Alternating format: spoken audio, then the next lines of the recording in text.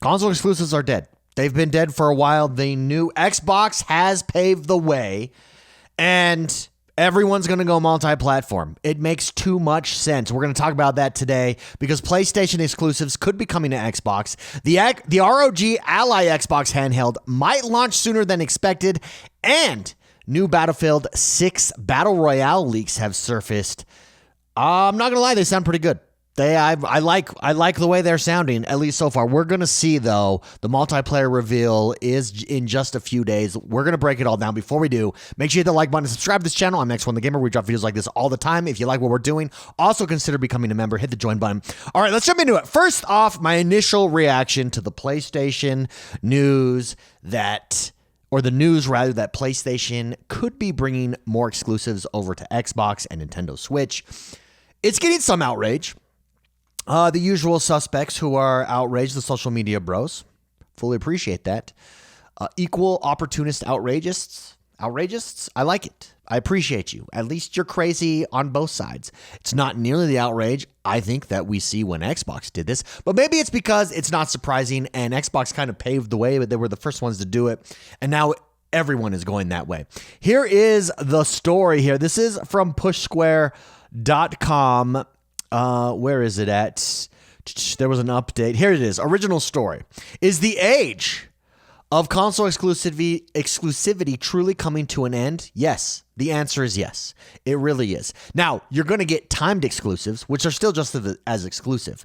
But really, for the most part, I think they're coming to the end, and they're coming to an end because Xbox has had success around these. And we're going to go over a tweet by Colt Eastwood, and I think he absolutely nails it here in just a second. But they ask, is the age coming to an end? Perhaps not for Nintendo, but Sony is searching for an executive to lead its rapidly evolving multi-format strategy. A new job opening at its head office in San Mateo is looking for a director to lead PlayStation's exploration of systems beyond the PS5.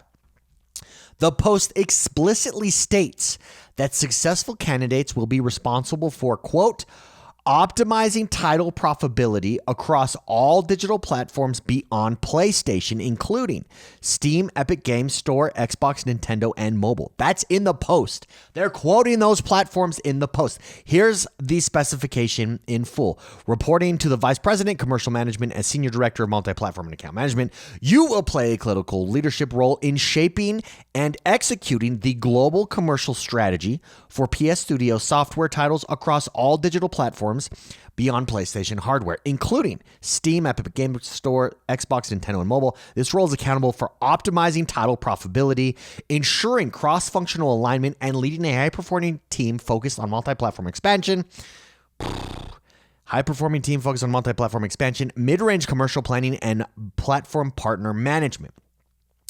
Very interesting. The role will also be involved in maintaining relationships with rival platform holders, including Xbox and Nintendo, to ensure, quote, strong collaboration, promotional effectiveness, and performance optimization. What's interesting, they talked about, what do they talk about?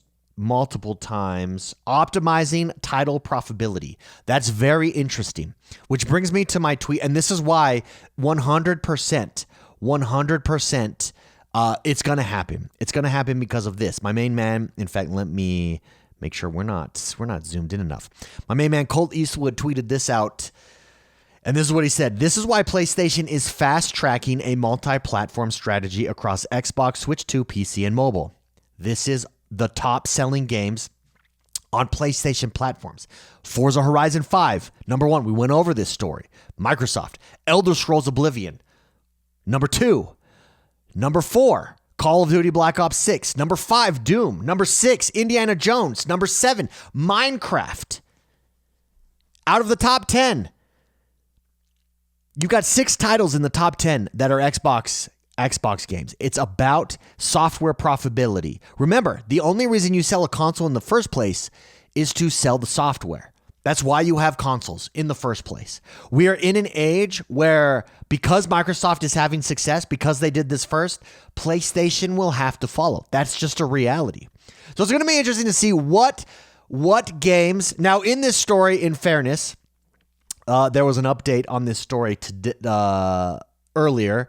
And this was from Shinobi. He said the PlayStation fans are getting carried away with the job listing, implied Sony may be planning to bring more of its first-party games to Xbox and Switch. He said Sony isn't looking to change its tried and trusted strategy. If they don't change their tried and trusted strategy, they're not going to exist. They're not going to be a powerhouse. That's just the reality. And all of the PlayStation fans dying on this hill, you're just wrong. You're wrong because Xbox is having success. If Xbox has success long term, they put you out of business. That's just the reality because it's a value proposition. That's it. That's the name of the game.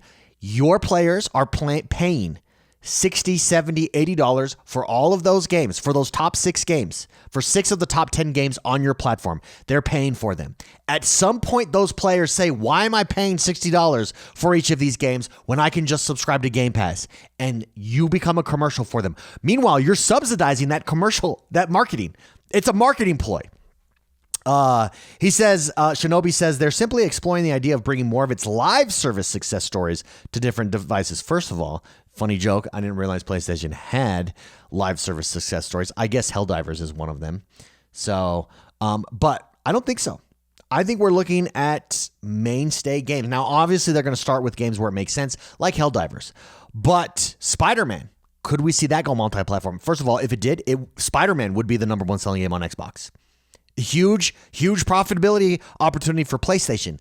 Where it doesn't make sense for PlayStation right now is what are you advertising? See, the reason that it makes sense for Xbox is because you're advertising essentially Game Pass. So if you know, for instance, if PlayStation had a Game Pass where all of its first-party titles dropped day 1 on that service, then putting Spider-Man or God of War or Horizon Zero Dawn or the Horizon series rather, on a rival platform makes sense because when Spider-Man 3, 4, 5, when the next God of War, the next Horizon drops and it drops day 1 on your subscription service, those players who have fallen in love with those franchises will jump over to your service. That's why Xbox is doing it. Xbox has that service. PlayStation doesn't. Not yet. Not in the same way. Maybe I think eventually they're going to have to. I think there's going to be a huge shift in the console strategy. Soon, Sony is going to be forced to move towards platform over hardware model.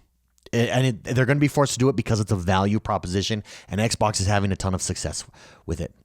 Could Xbox leverage this for even more value?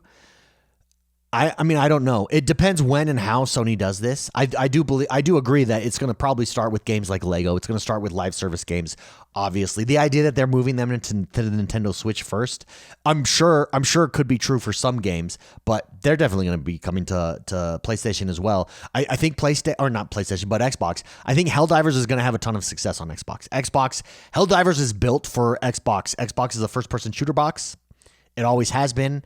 It's a multiplayer box. It always has been. And it's going to have a ton of success. And Sony's going to see that, and they're going to move, everybody. If you doubt me, just wait.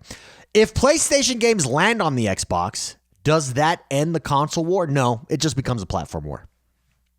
Anyone saying that console wars are over, they're technically correct, but we're in the platform war stage. It has evolved. The war has evolved from console wars to platform wars. I would love to know what you guys think, though. Do you think this is a big story? Do you not think it's a big story? Where is the outrage is my question. Do you think it's a coincidence that you're not seeing it like you saw it with the Xbox? In fairness, you're always going to do that when you're the first mover. You're always going to take all the heat. You're going to pave the way, and then everybody else will come in behind you after you've proved that it's success. But let me know what you guys think in the comments below. Is there anything I'm missing here? Is there anything else that you would like to add to this? Let me know again in the comments below. And that brings us to the ROG Xbox Ally. Now, you know that I am super excited for this, and we just had this news story drop today from PureXbox.com. Xbox or ROG Xbox Ally pre-orders will reportedly go live next month ahead of the 2025 launch. That makes sense. That's September. Rumor was that the games were going on sale in October. So next month makes sense. It's going to be at Gamescom. We're going to see a lot of behind the scenes. We're going to see, or not behind the scenes, we're going to see a lot of first impression videos, first impression takes. What's the UI like? How does it work? Can it compete against Steam Deck? Can it compete against the Switch? Can it compete against the PlayStation Portal? But with an Xbox ecosystem as its power, as its secret power, with Game Pass as its secret power, does that work on a handheld? We're gonna find out next month. We're gonna get a lot of first impressions here, especially with Gamescom, and then we've got pre-orders. Let's take a look at this news story again. PureXbox.com. It looks like August will be when we find out lots more information on the ROG Xbox Ally. Yesterday, we found out that the Xbox handheld will be available to the public at Gamescom 2025, and a new report suggests pre-orders will open up next month as well. According to the ever-reliable Bill Kuhn over at Deal Labs, we'll be able to pre-order both versions of the ROG Xbox Ally on August 20th, 2025. Fun fact, that's when Gamescom is. That's when Microsoft is set to showcase the devices again during its first Gamescom 2025 broadcast, the exact time of which you can read on below, blah, blah. Furthermore, we now have even more evidence that Asus pricing model over in Europe, just like Exus reported in June, and then Asus themselves accidentally leaked earlier this month, is looking like ROG Xbox Ally will cost 599 euros and ROG Xbox Ally X will cost 899 euros, which means the US will probably be about $100 cheaper. So we're looking at $799 and $499, and I think that $499 price point is the correct price point. You come in at the Nintendo Switch. I've always felt that way. If you come in $100 more than Nintendo Switch, it's game over. I don't think you have a chance to compete. I think that entry-level device has to be $499. Nintendo has set the Nintendo is the standard bearer for handheld. They set the bar. They set that baseline. You have to hit that baseline. Now, you can have more expensive devices that are more hardcore at that $799, 100%. But the baseline device needs to be $499 because it needs to hit that Nintendo Switch. Anyways, they say we should have less than a month to find out more about ROG Xbox Ally and hopefully some concrete prices in the UK and US. For now, we know for sure that Xbox will be showcasing the device during its first Gamescom broadcast. We know the hands-on impressions will soon follow, and hopefully we get those pre-order and pricing details confirmed next month as well. Very, very excited about this. I think it can compete against the Steam Deck. I think it can compete against the Switch. The Switch is different. The Switch is in a category all on its own. I don't think it's a fair comparison with the PS Portal. The PS Portal is a streaming device, so I don't think that's a fair comparison there. It's going to be interesting to see how they do it. Game Pass again, I think, is that secret weapon. The other thing, your ecosystem. Steam Deck has a huge advantage in their ecosystem as far as their software and their front-facing shop and how it works. They have their own operating system. They've been doing it for years, so they've got an advantage there. This is going to be the first time that Xbox has their Xbox for PC app on a handheld device, and we're going to find out, does it work? This is further signal that Xbox is doubling down. And I mean, it's always been that signal that Xbox is doubling down on the Play Anywhere vision.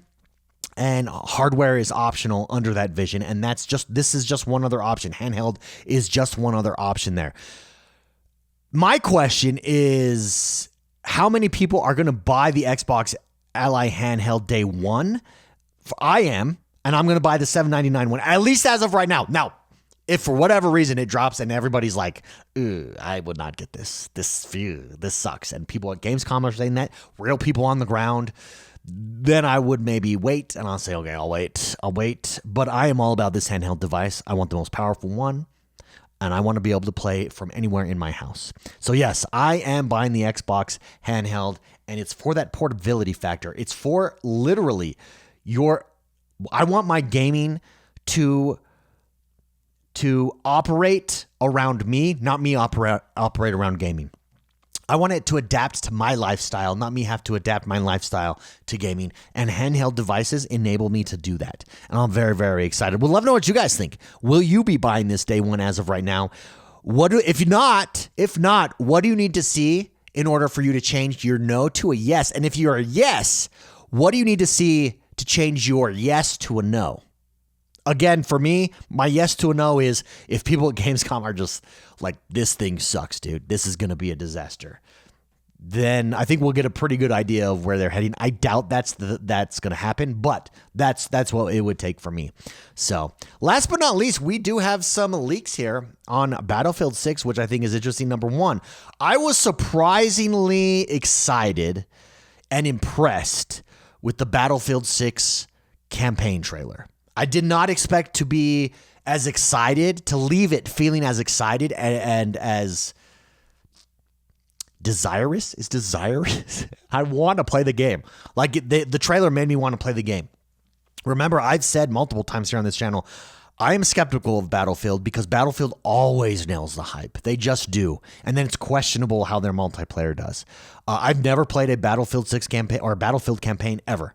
I've only ever played multiplayer. I may have played like Bad Company a few levels, but again, back in Bad Company days, I was all multiplayer all the time. That was it. That's why I played those games.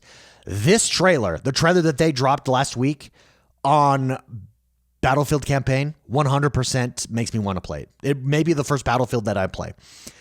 Here's what we got for multiplayer, though.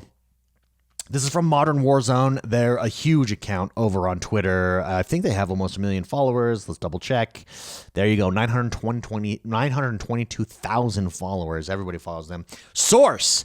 Battlefield 6 Battle Royale is set to feature 100 players in each match, with matches lasting around 25 minutes on average. I like it. That's pretty good. The majority of the BR map is destructible. This is the part that I love. That's what sets Battlefield apart, including some major buildings. Disclaimer, this is all subject to change by full release. Disclaimer, none of this may be true at all. An account this big, dropping a source like this, I am sure someone has talked to them. I'm sure the source is legit. It does fit with the MO, with the rumors that we're hearing.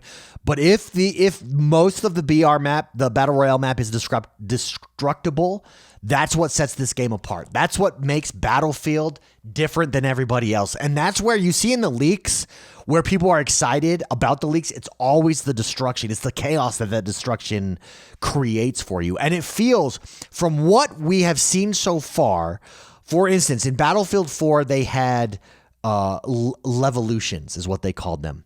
But those were set pieces. Those were like, press this button and the building falls down. I mean, it wasn't press a button, it was blow it up, do enough damage and the building falls down. But it was controlled. If they nail the physics and if the maps are fully destructible, that changes everything, dude. Like it changes how you approach the game, how the game feels, how it looks, the kind of intensity that each match is. And it could be really exciting. The question is, does a Battle Royale at Battlefield, does it compete against Warzone, Apex, and Fortnite? Maybe. I mean, those are three powerhouses. Those are three with audiences. I'm sure day one, just everybody goes to check it out just to see, hey, what this is about. Does it have staying power is the question. Running multiplayer is difficult, especially against those powerhouses. They have it down to a science. They have their content down. They know what to offer players season in and season out. They've got their season passes down. EA knows how to do that. Battlefield knows how to do that. And if they do it right, I think they absolutely could compete. If the campaign is any indication, at least the trailer, then it's a possibility. But it's going to be very hard to do, irregardless. I think where we're lucky as Game Pass holders is we have the Xbox and EA Play integration, so we're going to get demo hours. We're going to get 10 free demo hours. I don't think this is going to be a Game Pass game. I don't think there's a chance of that. It doesn't make sense. It doesn't make sense for either Xbox or EA to make this a Game Pass game. It would cost Xbox a ton of money. Xbox has Call of Duty. They don't need it to be a Game Pass game. Again, I'm going to reiterate, if destruction is truly next level, this could redefine Battle Royale gameplay, but it has to be meaningful. It has to change the game in a meaningful way. My question for you guys is, do you think that Battlefield 6 can compete with the likes of Warzone, Apex, Fortnite? Do you think they can sustain that audience? And what would it take for Battlefield to do that? It's a tough thing to do. I mean, those are the outliers. That's not the norm. The norm is you drop, you fail. Concord is much closer to the norm than Warzone and Apex and Fortnite. That's just the reality. Would love to know what you guys think. Did the campaign trailer excite you as much as it excited me? Did it? Let me know in the comments below. That's going to do us for today, everybody. Again, don't forget to hit that like button, subscribe to this channel. I'm X1 the Gamer. We drop videos like this all the time. Have a great rest of your day, and we'll see you next time. Bye-bye.